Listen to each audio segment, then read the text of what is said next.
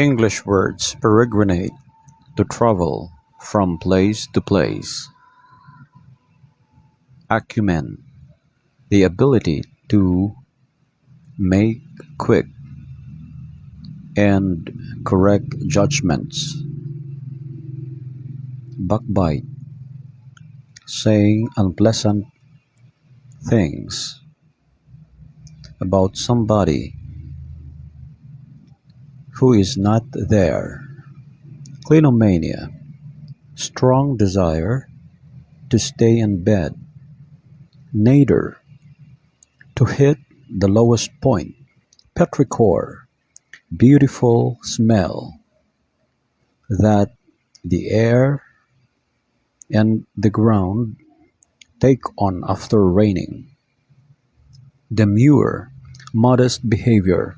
Serendipity, unexpected discovery. Euphoria, intense feeling of happiness. Vagary, an unusual idea. Dearth, an amount that is not enough. Magnanimous, generous and kind. Nincompoop, foolish person.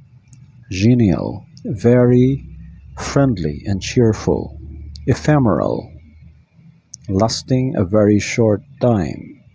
Cringed, feeling embarrassed and ashamed.